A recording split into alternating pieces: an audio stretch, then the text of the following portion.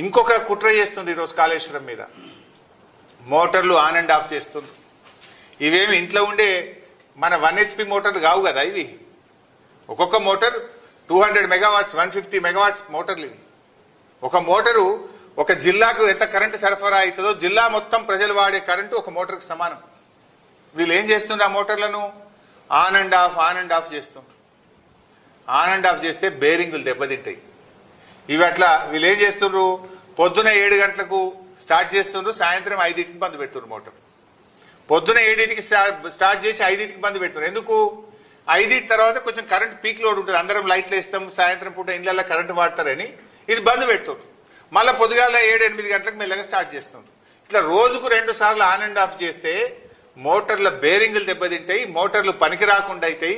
Engineering నిపుణులను అడగండి, experts ని అడగండి. ఇప్పటికే BHEL మిమ్మల్ని హెచ్చరించింది.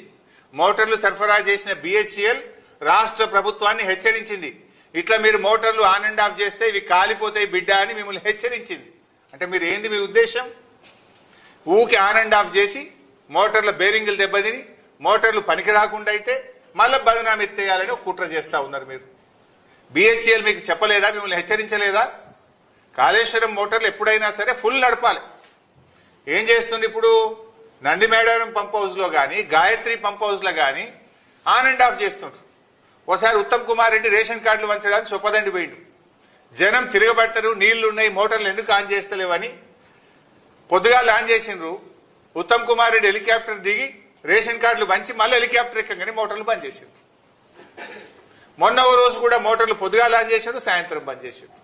నిన్న మొన్న కూడా 2 ఆన్ చేస్తుండ్రు, 1 బంద్ చేస్తుండ్రు, 1 ఆన్ చేస్తుండ్రు, 2 బంద్ చేస్తుండ్రు. ఇదేంటి పిచ్చి పని?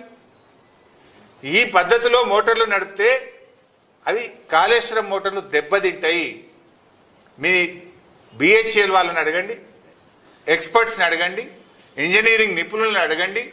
కంటిన్యూస్ గా మోటార్లు నడపాలి. ఎప్పుడైనా ఈ ఆన్ అండ్ ఆఫ్ పద్ధతుల్లో మీరు నడిపితే అనవసరంగా మోటార్లు కాలిపోతాయి, రాష్ట్రానికి రైతులకు నష్టం జరుగుతుందని ప్రభుత్వాన్ని హెచ్చరిస్తా ఉన్నాం.